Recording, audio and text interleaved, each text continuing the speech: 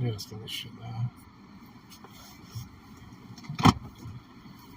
Alright, let's do this.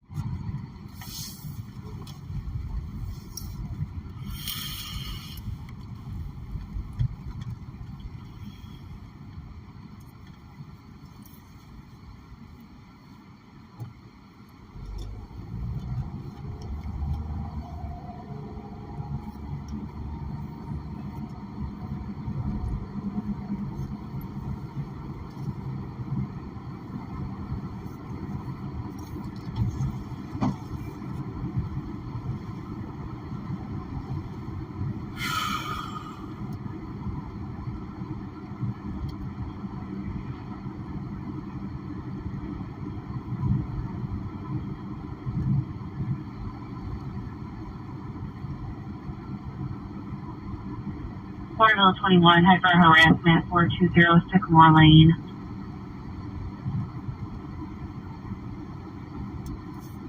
We have a male caller in White Hampton. It's an ongoing problem with the male yelling and flipping off him and his children. It's a white male driving a black Chrysler Sebring, possibly reached lane. It's been going on for 6 months. He's not currently in the area. There's a plate in the call. Henry George 7061. Caller is going to be at 420 Sycamore. 21? 21 Square.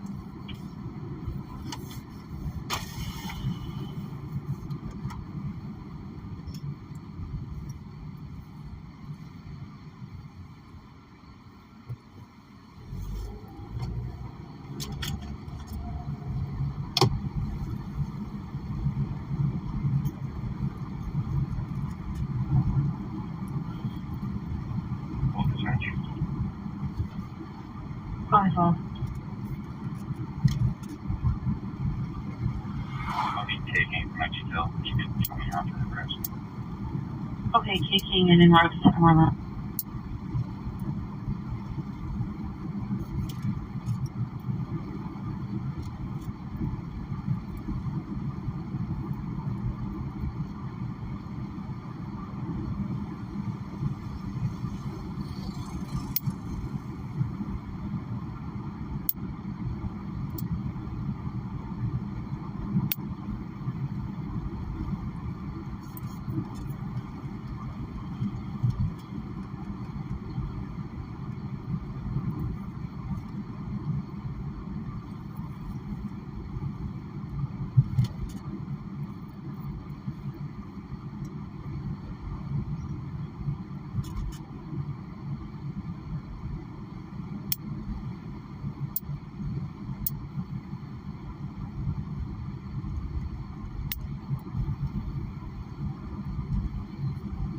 All right, my beautiful friends, it is a Monday. We are back in business with a fresh new week ahead.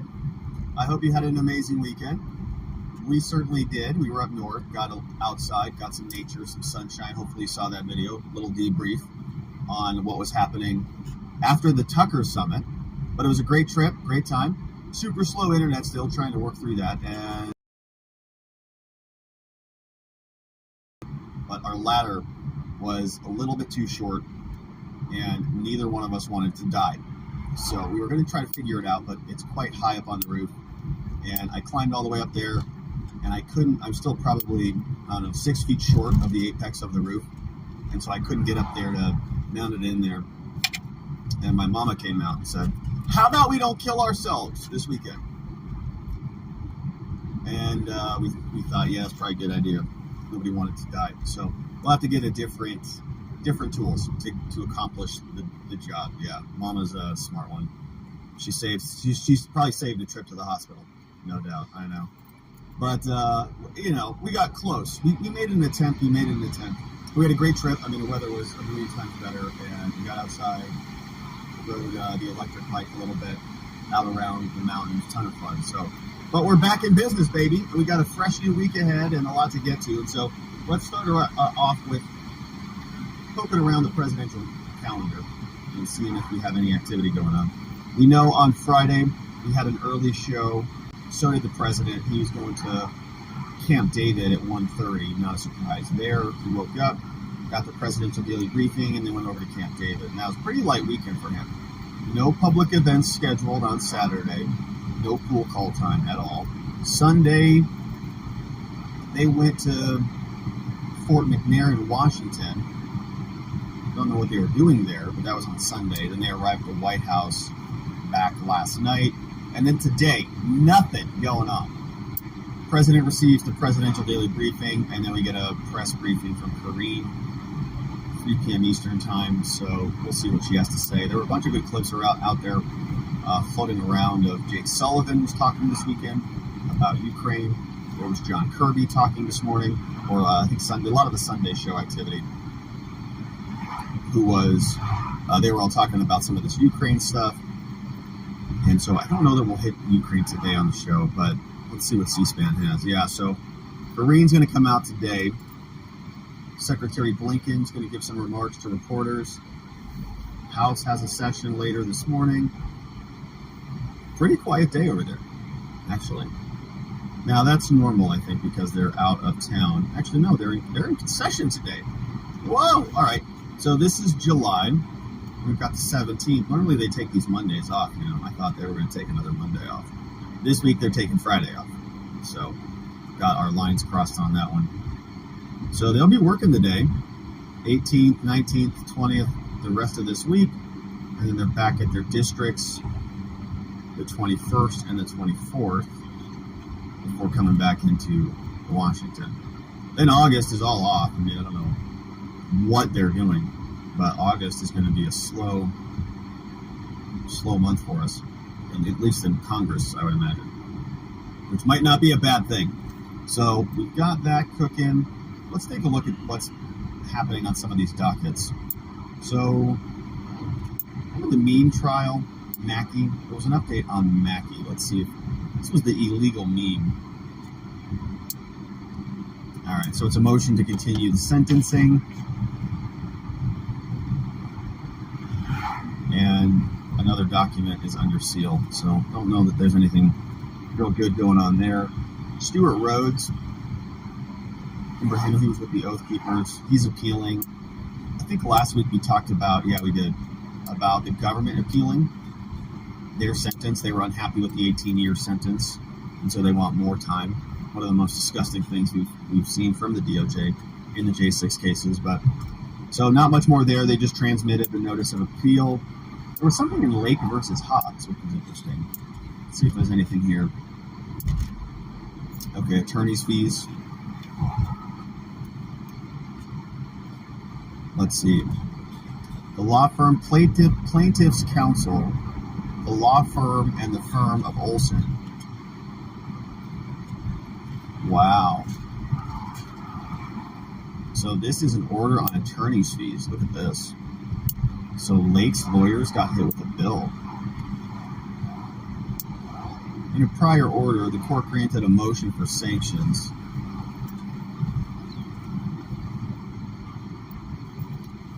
Wow, this is a long filing. I think this is saying that Lake and Alan Dershowitz got hit with big sanctions or attorney's fees. Not sanctions, attorney's fees. Let's see what the final order says.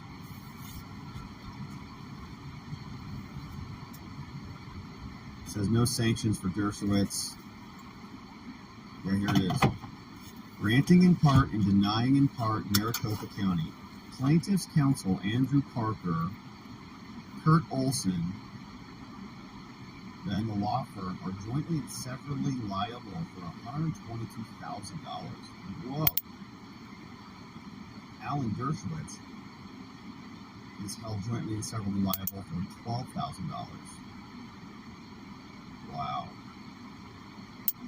Honorable Judge Tukey, U.S. District Court. So this is a federal ruling. Wow. Now I'm sure they'll appeal that, and I would imagine that Kerry Lake's campaign will cover that, but still, that's a nice chunk of money there.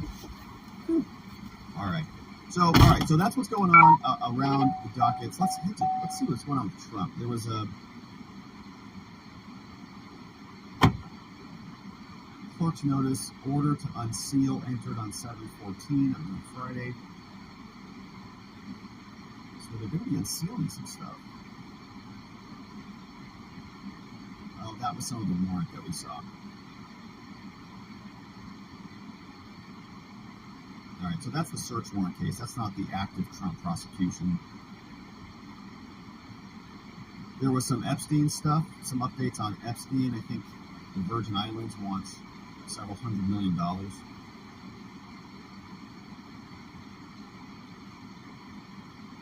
Okay, we've got a new Trump filing today.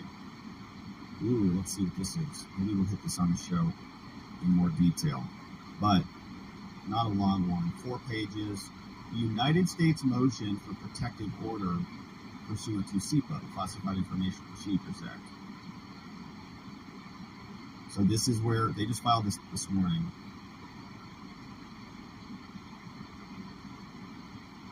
On July 12th, the government sent to Trump's team the proposed protective order. In other words, they don't want Trump talking. Trump's team said, we're going to fight this. And they just want, basically they're just asking the defense, Trump's team, to identify what they find objectionable in the protective order. Interesting, signed by Jay Bratt. Yeah, so they're going to try to lock this thing down. They don't want us talking about it. They don't want Trump talking about it, because they know the more we talk about it, the more they know we'll uncover this for the giant scam that it is. So that is interesting. Notice of compliance. We saw that they're complying with all of their applications for clearances. And that's kind of it on the updates on the docket. Pretty light day over there. But, all right, well, let's see what you have to say, my friends. Let's say our hellos and good mornings before we figure out what else we want to dive into today. There was a very interesting set of polls that came out. Over the weekend, we published a video on the aftermath of the Tucker Summit, which was quite good, I thought. And there was some polling that came out after the fact. Well, if anyone's chatting, I'm not seeing it. Beautiful Monday morning. Word says Tucker Summit was awesome. I agree. I thought it was really excellent. What's up, FMF? We got KB. Alan Shannon's in the house. Brandon Rutter says, morning. Vivek was the only one that didn't get Grim Reaper. Yeah. Well, I don't think DeSantis did. Did DeSantis get any real tough? I think Nikki Haley did. It's like the first half definitely got axed. But the second half I thought was a little bit lighter. I don't know if that was a tactical decision or what. Toenail Cupcakes in the house. Don't be hating says Vivek was awesome. Yeah, I thought he was great. Indoctrination is here. Kay Tyler. What's up, FMF? Beyond Geo says Vivek is a snake. I don't trust him. That's interesting. I have heard some people with that opinion.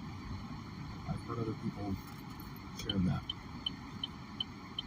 He's new, I certainly think that there's some of that.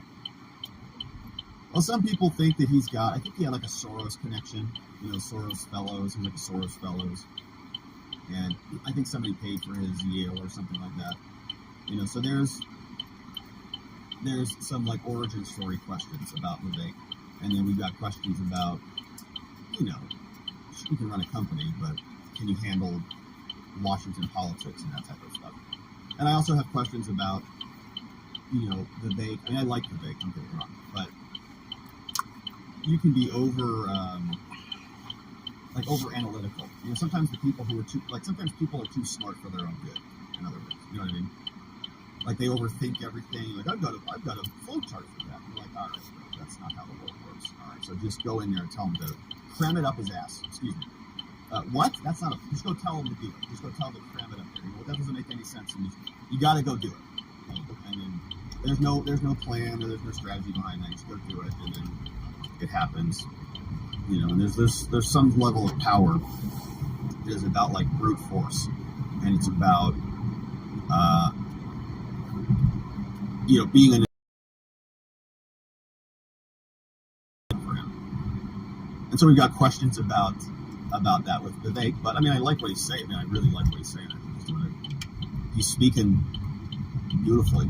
And we talked about that in the video about the difference between be, do, and have, and how he was kind of going, I think, for the highest ground there, going to the root cause of a lot of the problems in this country.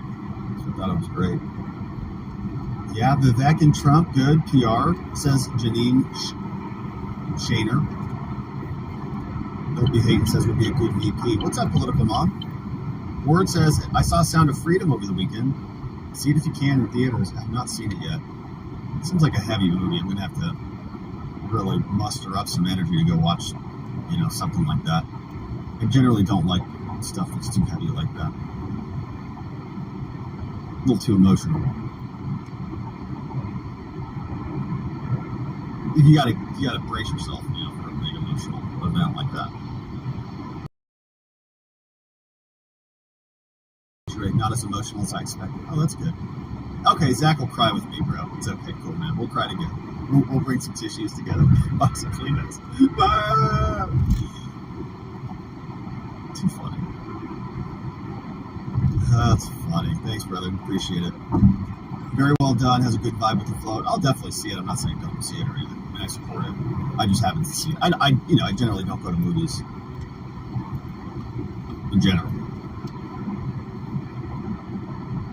Yeah, so Keister says, I think Vivek says great things. However, there's not a solid background or enough time to show consistency. I think maybe in Trump's cabinet can prove himself, and then that would be a good plan. Yeah.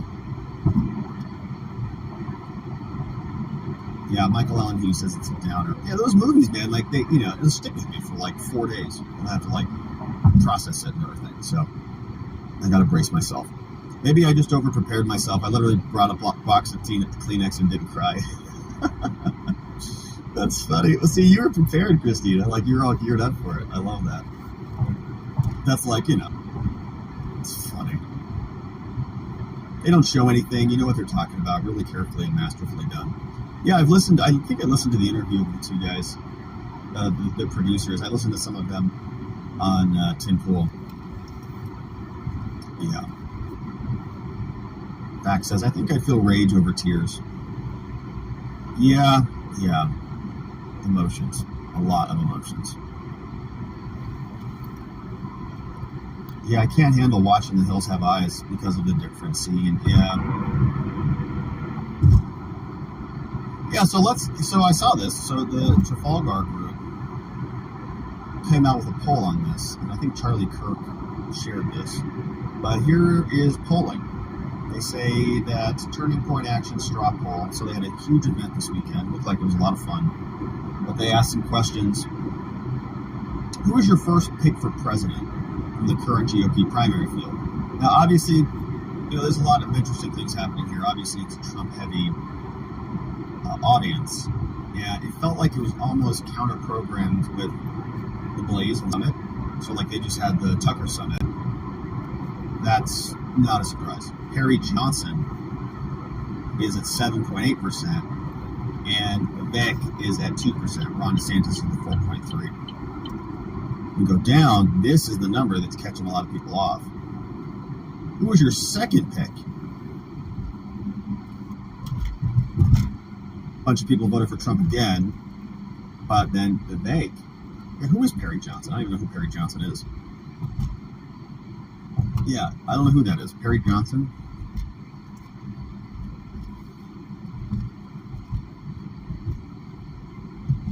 All right, this is a businessman, Perry Johnson.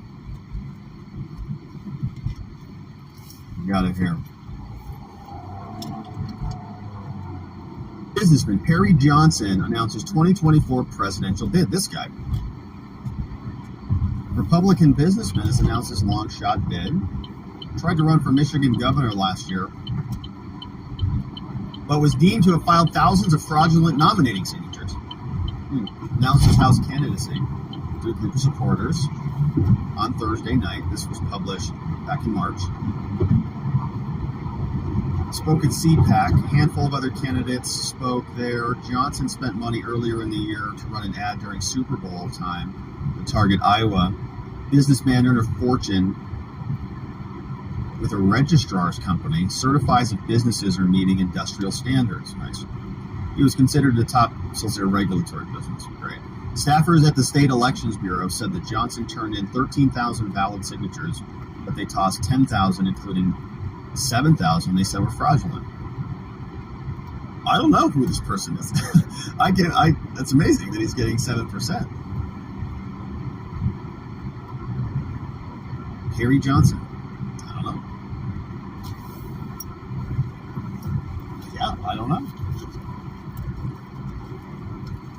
I don't even know. I've never heard of him until this poll. He's at 2.3% here. So in second place, they've got Vivek. Yeah, Just Cause says Harry Johnson 2024. Viva MAGA says Ligma Johnson 2024. Yeah. That would be a lot of fun. But there's nobody. I was trying to look at the candidates. Is there any other last names? No. That would work with him. Like if he was vice president. DeSantis Johnson, Trump Johnson, Brogan Johnson. No. Anyway, so that's a huge number, 51% for Vivek. Who do you think should be vice president? Look at this number.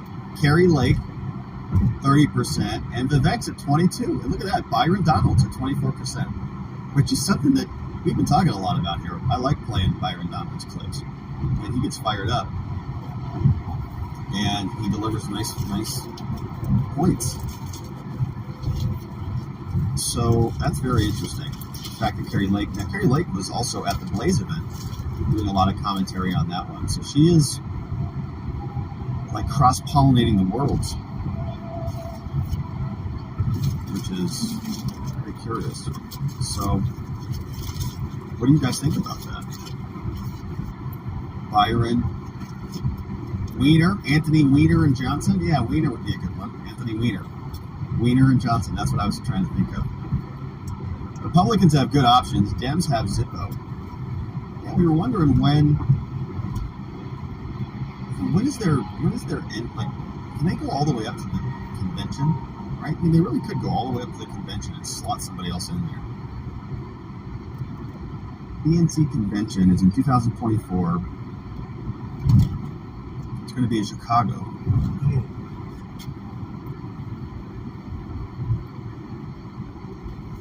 And it's going to be, look at this, August, man. So there is a lot of time. Like, my question is, how late in the game can they swap out Biden for somebody else? And I think it's late. I think it's like August of next year. So even over a year from now. This came out April. The DNC today announced in Chicago it's going to host 2024 DNC August 19th, August 22nd. DNC is going back to the Midwest where they lost with Hillary. A critical Democratic stronghold, Illinois, along with Wisconsin, Michigan, Minnesota, is the blue wall. They were crucial to the so-called victory of Biden and Harris. Chicago's convention was supported by a wide range of Midwestern Democrats who represent the diversity of the party. They're going to showcase Biden's strength, the infrastructure law, Illinois ports. Chicago's a great choice, said Biden. 2024 DNC will welcome people from across the nation to an unforgettable event, says Governor Pritzker. The Midwest is key to a victory. Yeah, they know that. They do not want a repeat of 2016, man. They're fortifying that blue wall. Mayor Lori Lightfoot, I think went over to Harvard or something, says, I'm deeply honored that Biden and the DNC have chosen Chicago. World-class city. So you know the old switcheroo that we think that they're going to try to do. The old, that scene from Indiana Jones where he takes that golden head and he puts that bag of sand on there, does the old switcheroo. I'm trying to think, are they going to try to do that? They brought that up at the summit. Tucker actually asked about that. And Vivek's answer was, they're not going to do that. Well, they'll do that if he's the nominee. Because they know that he'll run over Joe Biden. I don't know.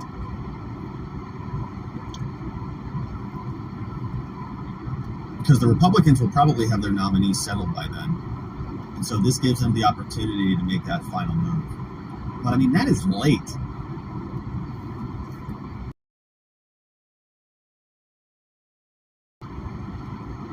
Then we're asking, like, Hey, Brandon.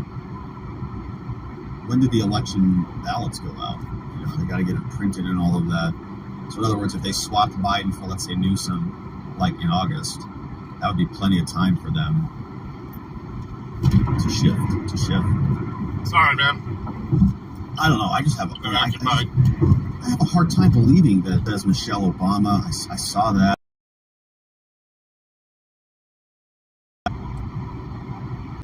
It was nuts. You think that Stephanie Womack says, all right, that's probably going to be what happens again in this election. Like, they're not going to throw, the superdelegates, right? Remember what they did with Bernie? And on the superdelegate day, they just walked all in and they just gave it to Hillary. So if Joe, either resigns or, this whistleblower stuff starts popping, I could see them swapping him. Newsom is no good for the nation. Look what he's done for California. No doubt. But I think people who don't live in California, and you guys might maybe correct me, I'm sort of close to California. I spent a lot of time over there. And, it feels like, to me, it's like California has this, like it still has a, let's say for the not political people in the world, it still has an attraction to it. It's still like California dreaming, it's still beach, it's still like, now you go there, like if you actually go there, it's kind of a dump, a mess, like it's kind of a crap hole to drive around and to pay for anything. Like, it sounds a lot better than it is in reality. But a lot of people don't, and they have an idea of what California is versus the reality of it. And so they might take a look at Gavin Newsom, this shiny new object, this like Ken Barbie doll, who comes out and can deliver a nice talk. It's the same thing with Obama. It's like, did America want Chicago in their backyard? No. But they elected him. So why would it be any different with Newsom? A lot of people still think that it's a California dream-in, and it's beach time and the Beach Boys, and like it's, there's this like afterglow of California. But if you go there, it's just it's kind of not a great experience. The weather's gorgeous. The weather's gorgeous. It's not fair how much amazing weather they have. But it is the best weather. It's beautiful. Don't get me wrong. It's gorgeous. It's beautiful. You go and you can get, plop down somewhere. It's beautiful. But if you want to go, to a grocery store or something, like in a city, or you want to travel around, it's gross. It's gross. Yeah, I don't enjoy my time typically there. So I don't go there a whole lot. It's just a nightmare moving around. Everybody's, a lot of people are crappy people. I know we've got some California residents there. But there are different parts of the world. Like if you're just walking around in a grocery store, you're going to meet a different type of people in California than you'll meet after, other places around the world. But my point is, a lot of people don't get to go and, and experience that. So they just live outside of California thinking, oh, it's California, it's Silicon Valley, it's, it's where all the Hollywood people live. It's where all LA lives. It's like, oh, wow, all the, really like the elite live in California. So we want the rest of the country to be cool like California. And there's a big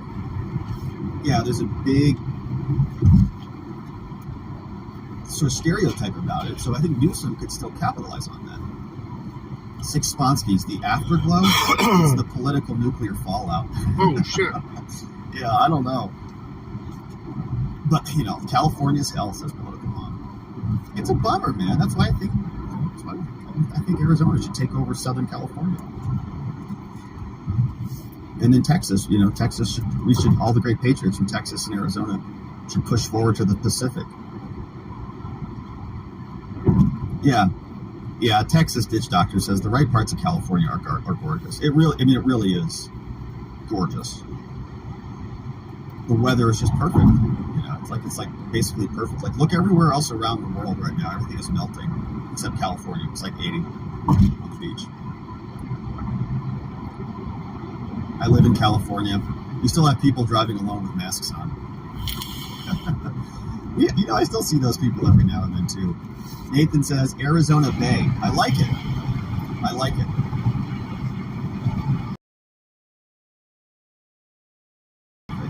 Yeah, I've heard that too. Shades. I was talking to somebody at a network event. I think where she was like outside of Sacramento, I think. She's like, oh no, she's like, it's great. She said, I live outside of here. She's like, it's actually pretty conservative. We don't have a lot of the weird stuff going on. She's like, yeah, I pay a lot in taxes, but I love the weather. I was like, okay.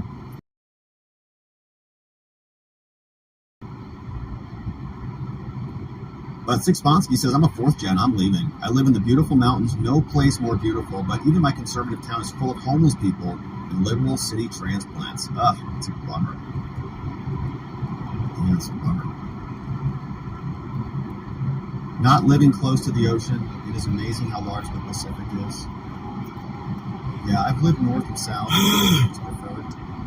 I'm sure there's great spots in California. I mean, honestly, I haven't spent a lot of time in the rural areas. I spent a lot of time in, the city spots. A lot of time in San Diego. A lot of time in Orange County, LA. A lot of conferences and stuff.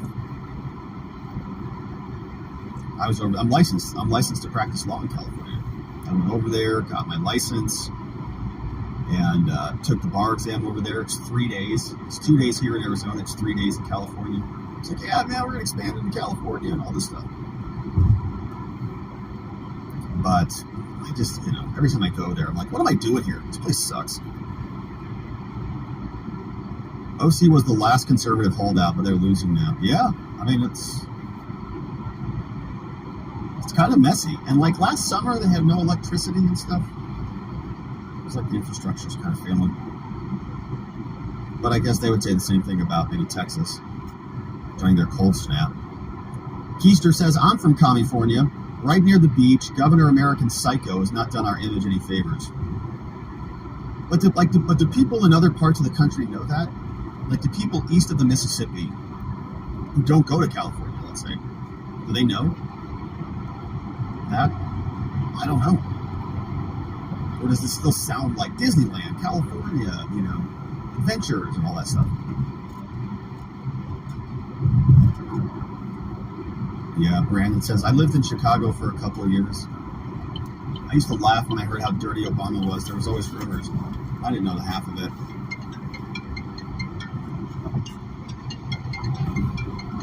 Yeah. KB8 says it's the potential that's lost that was tragic. California could be a jewel. It really could. But I think that is, California might be the canary in the coal mine, so to speak. That might be like the first state that is collapsing under its own bureaucracy, and then that is a model that we'll see play out in other blue states around the country. Good point. It's like one of those issues that I think is super important, but not a lot of people talk about, actually. About water. I ran into this guy I went to high school with. He's now a land developer. We were talking about water in Arizona. And I was like, bro, I could talk about water all day with you. and he knew what he was talking about. He knew way more than me about water and about all of the things. And yeah, it's really neat. And he's like, yeah, it's a problem. It's going to be a big problem. And if you have to tap it, like drill a well somewhere for a new subdivision, it's like a $5 million mistake. If you start developing and the water table's off and stuff, He's like, man, it's going to be... Anyways, so it's a big problem. Yeah, it's going to be could be a big problem. We'll see. Look into it. There was a story about like the Saudis were pulling water from Arizona. It's just weird. Sometimes our government can be so...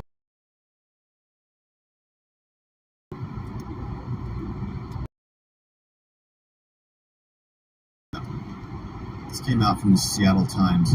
How a Saudi firm tapped a gusher of water in a drought-stricken Arizona. A mega drought. Get out of here. I hate these pop-ups, man. Says a mega drought has seared Arizona, stressing its rivers and reservoirs, reducing water, but green fields of alfalfa stretch across thousands of acres of the desert land. Wells draw this water from deep underground. For nearly a decade, Arizona has leased its rural terrain west of Phoenix to a Saudi-owned company, allowing it to pump all the water it needs to grow the alfalfa hay, products and exports, to feed the kingdom's dairy cows. And for years, the state didn't know how much the company was consuming. And it was a lot of water. The inaction, they gave leeway. A post-investigation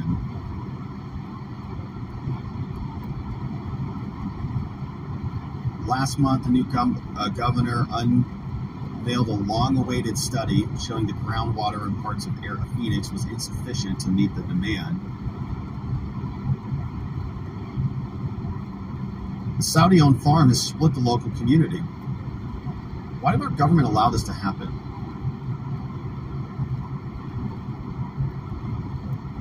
Yeah, so it's a Saudi company. They purchased 10,000 acres. Yeah, I don't know what this article's not getting to the meat and potatoes. How much water were they gobbling out? There it is. Good Lord, look how far we had to go. A 2012 study had found the basin held 22 million acre-feet of water. Volume pegged at about 6.5 million. A lot of money was on the line. Hey, Keto. The state was $1.2 million a year. 2 months later, Saudi firm came in, just started gobbling it all up, and just exporting all of the water, essentially, right? Turning the water into alfalfa and sending it overseas. So, strange article. All right, anyways. Cal is the largest producer, produce supplier for the U.S., and they want to remove the great organic farms here and control everything. Yeah, Kate Bean says it sounds bribey. Yeah, it does. Yeah, money. They're just paying off. Water seeps through at 18 inches, says Texas Dish Doctor. I don't think that's here. Swear jar. Sorry, Riley. I've come to the conclusion that being a liberal or socialist is a big problem. Well, Michael Savage wrote that book. Remember him? Michael Savage wrote the book called Liberalism is a Mental Disorder. Did you see that book? I'm not a doctor, but I'm not diagnosing anybody here. But I remember reading that book when I was in high school. My friend goes for weeks at a time without power in Santa Cruz. Yeah, we saw that one. Michael Savage is an interesting guy.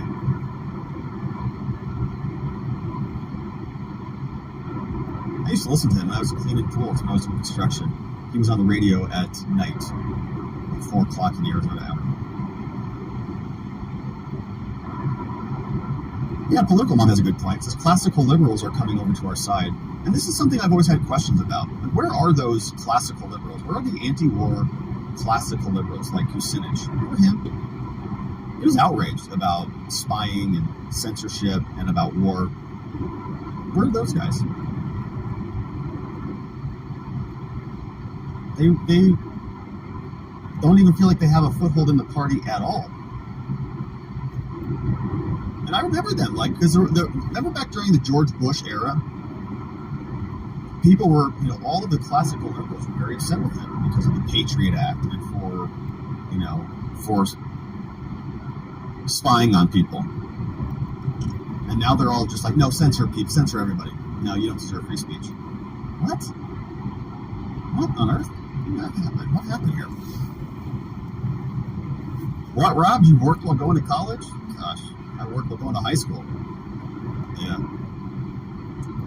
Jan Geo says Jimmy Dore's amazing. Kucinich is running the Kennedy campaign. Is he involved with him? Yeah. Rachel says, I used to consider myself slightly left of center.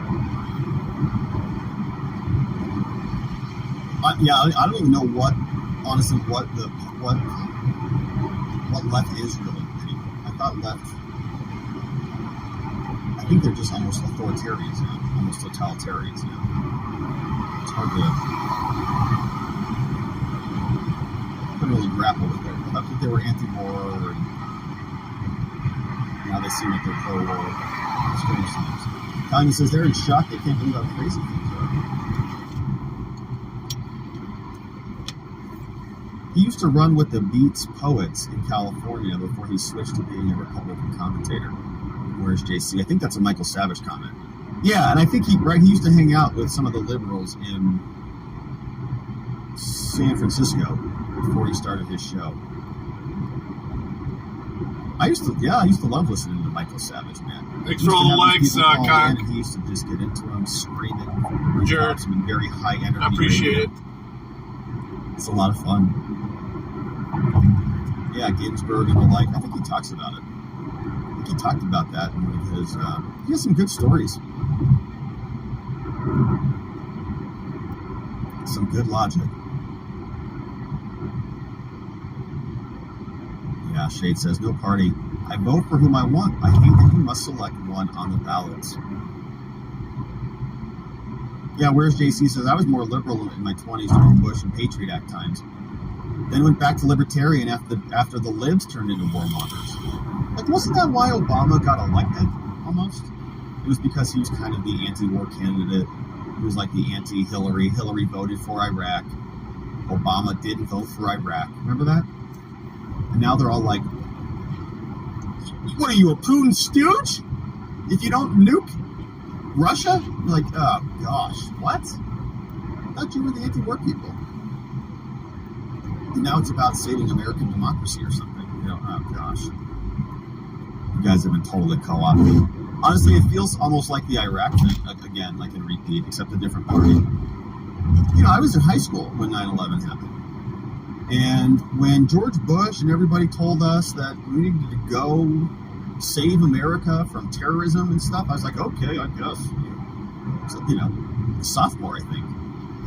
It's like, okay, I guess we got to go do that, save America. You know, I guess we got attacked by terrorists. I'm like, all right. And then we fast forward 20 years later, we've been in an endless war. So it's like, okay, kind of got duped on that one. Oops. But now it's like it's happening again. And this time it's Ukraine, and this time it's, I think, a bunch of blue lefties who are fighting against, I think, Putin, who's kind of a communist, who's on their side, I think, in many, you know, economic, they have more in common with Putin than they do, well, maybe not, you know, I don't know. But I don't see any consistency with their worldview. It's changed pretty dramatically. And I would imagine that they're going to wake up in 20 years and probably feel like they got duped, just like I got duped with Iraq, watching that, you know, for some period of time. Jerry says, the best way to make someone hesitant to engage in war, let them witness it firsthand. Yeah, and when you realize that you were duped, the trust never comes back. Totally. Yeah, and they all said, you know, we're going to find all these weapons of mass destruction. And it turned into this big, you know, this 20-year endless grift. We lost a lot, man. We lost a lot of lives, a lot of people. But we didn't need to lose. Shade says Putin's not communist at all. People think it's the Soviet Union still, is far from it. Honestly, I don't know much about his political ideology or his economic philosophy. I don't know much about it. this one from Don't Be Hating. Let's see what this one is. Whistleblower drops a truth bomb. So you may know that children were coming to this country from other countries. We were taking them into the care, HHS, and then delivering them.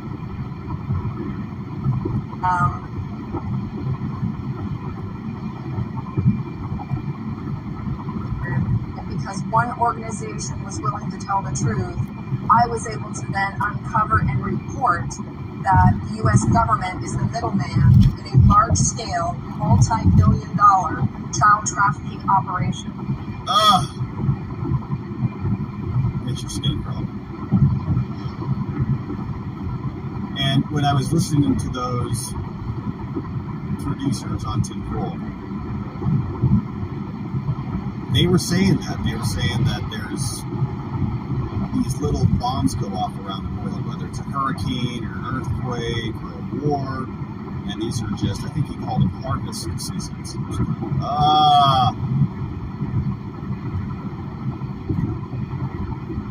Worst. Because a bunch of kids are out there now without parents because they're all dead in war, dead in an earthquake. Awful. Awful stuff.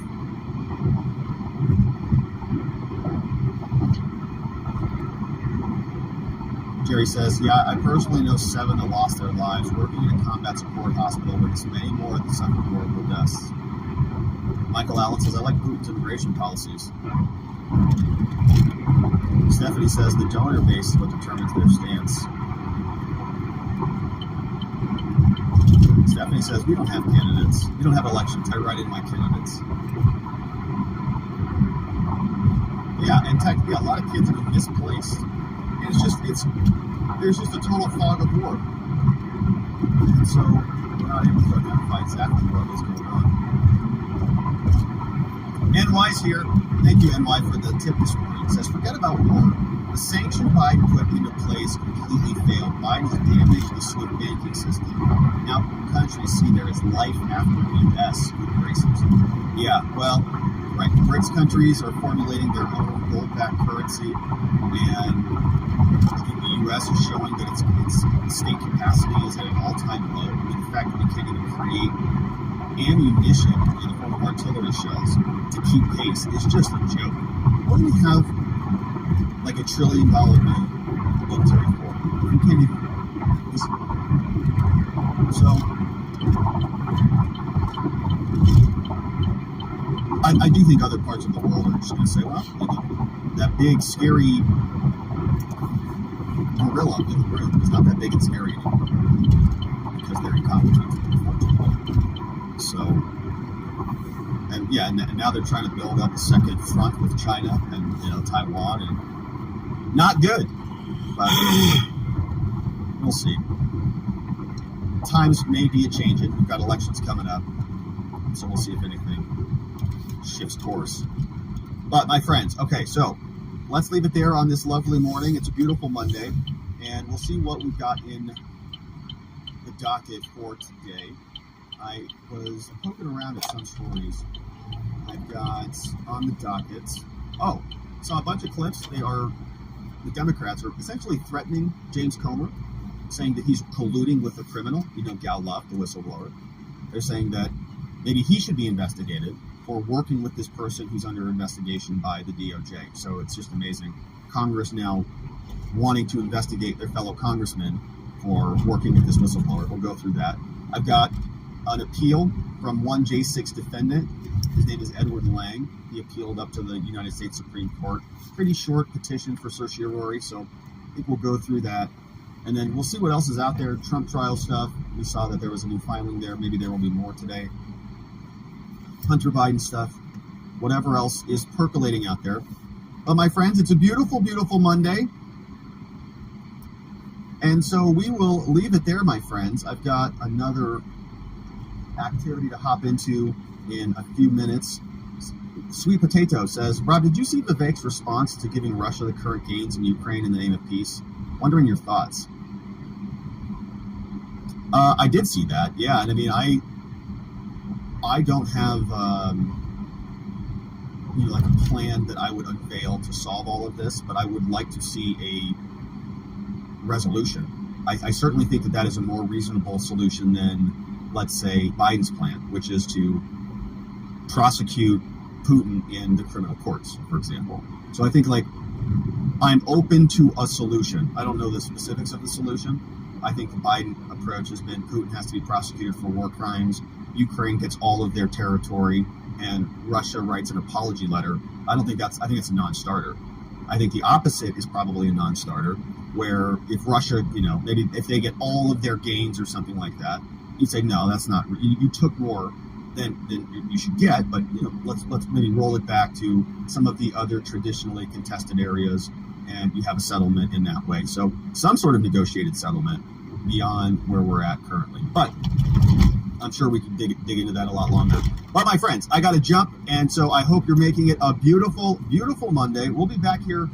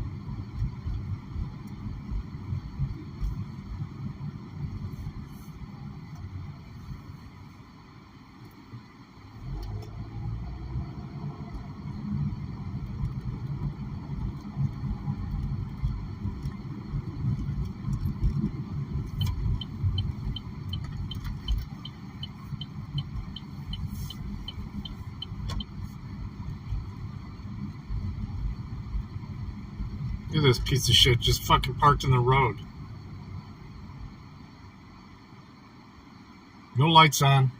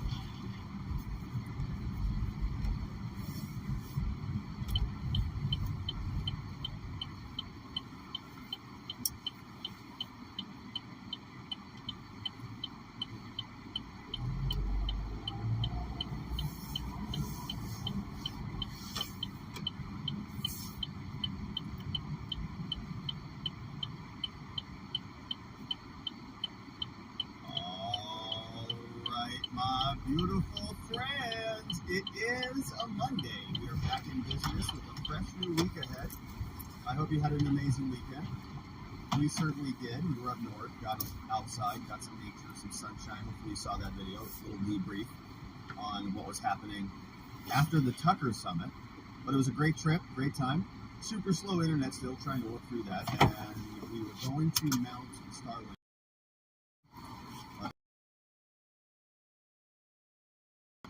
And neither one of us wanted to die. So we were going to try to figure it out, but it's quite high up on the roof. And I climbed up.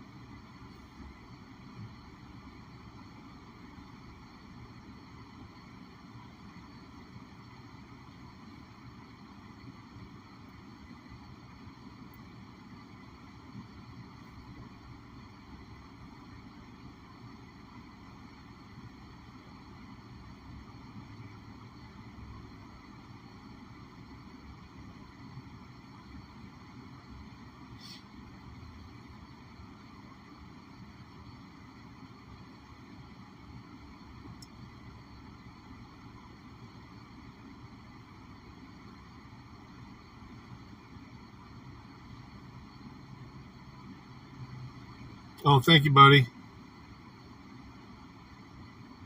I'm going to try and set it up for the desktop, but this laptop's acting weird, and I have to set up another laptop, and I'm hoping it's going to be busy as fuck. We'll see. I'm supposed to have a bunch of appointments today. We'll see how many show up.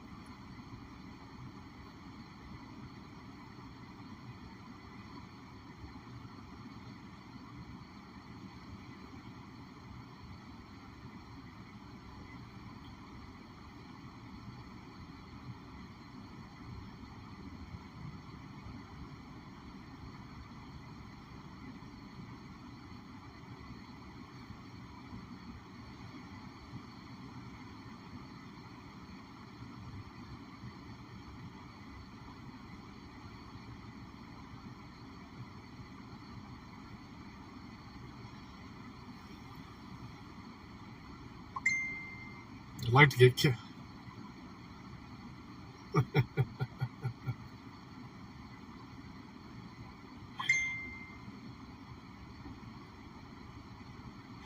The wife's wanting me to get into the culture system, the call steering system for the detox center. She wants, for just a few hours, to switch it over to somebody else. I'm like, why don't you just *71 it to that number That way you still see the calls coming in, but don't pick up the ones you don't want to go to her assistant. I said, and then at the end of that time period, just *73, it's coming right back to you. Rather than logging in, changing the order of the rollover numbers, blah, blah, blah. It's a pain in the butt. She just thanked me. All right, I guess we gotta go in, pretend like we work. Got a bunch of shit I gotta do. I'm gonna try and get it going. Who knows? We'll see how busy it is when I walk in the door. I'd like to get it going, but I've got a lot to do today. So maybe live, may not, but hopefully I will. Peace.